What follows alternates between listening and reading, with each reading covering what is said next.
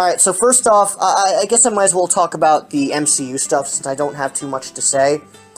I saw Spider-Man No Way Home in theaters. It was a great movie. I loved it. It was everything I wanted it to be.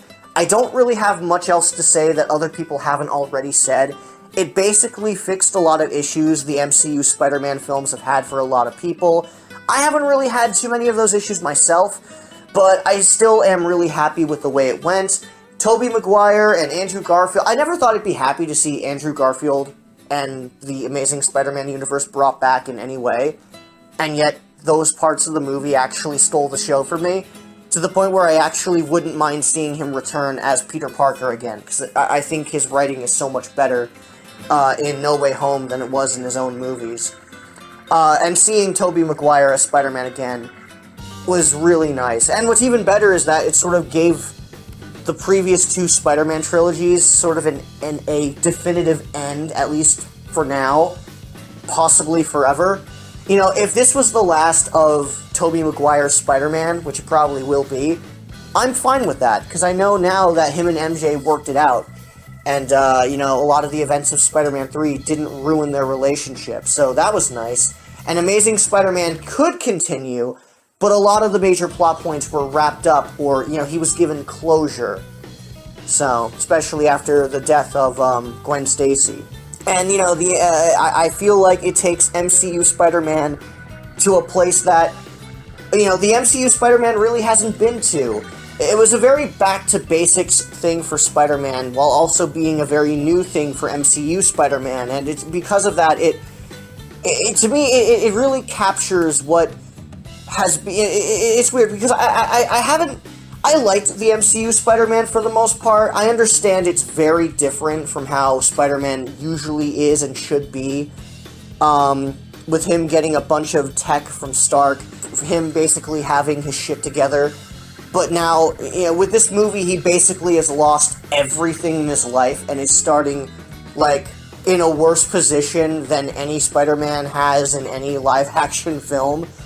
I'm very interested to see where they take this new Spider-Man, especially with a stinger at the end involving Venom.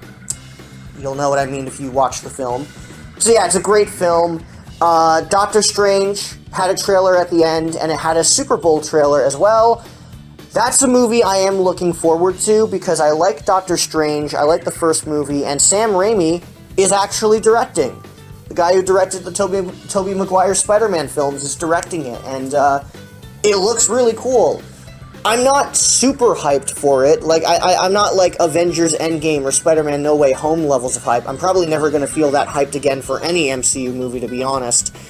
No Way Home, I was hyped up for just for, you know, Tobey Maguire Spider-Man and the villain, you know, Green Goblin and Doc Ock coming back.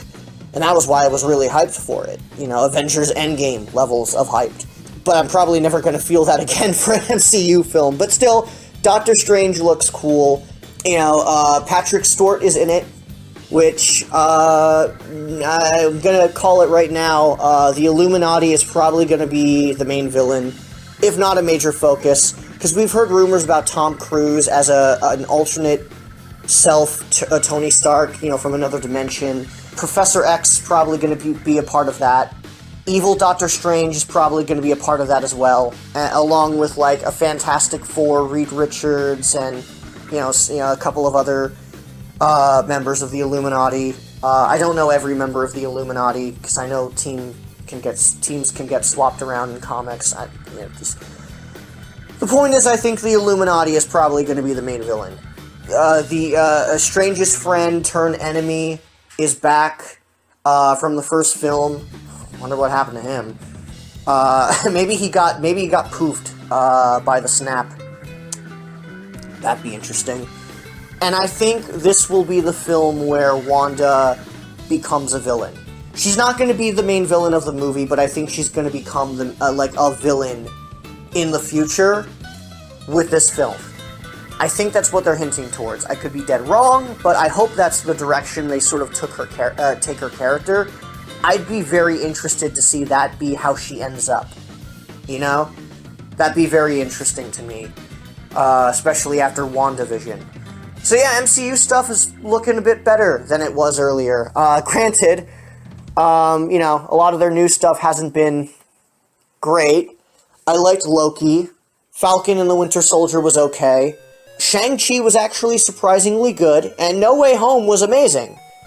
And then every other project they had was just sort of mediocre.